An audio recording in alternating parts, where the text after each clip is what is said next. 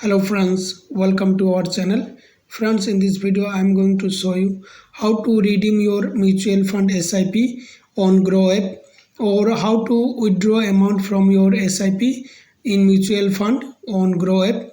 So friends, at first you have to launch Groww app in your mobile phone.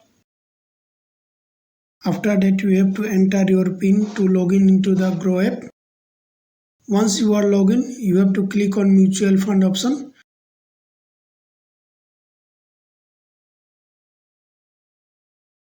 After that, click on dashboard or slide the screen from right to left.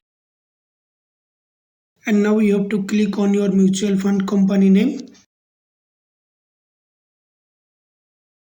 And now click on redeem option. Just click on redeem option. And now here you have to enter the amount that you want to withdraw from your SIP. If you wish to withdraw all amount, just select redeem all option.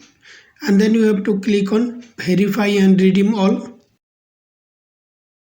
Now you have to enter the 6-digit OTP that you will receive in your registered mobile number as well as in your registered email ID. And after that, click confirm button.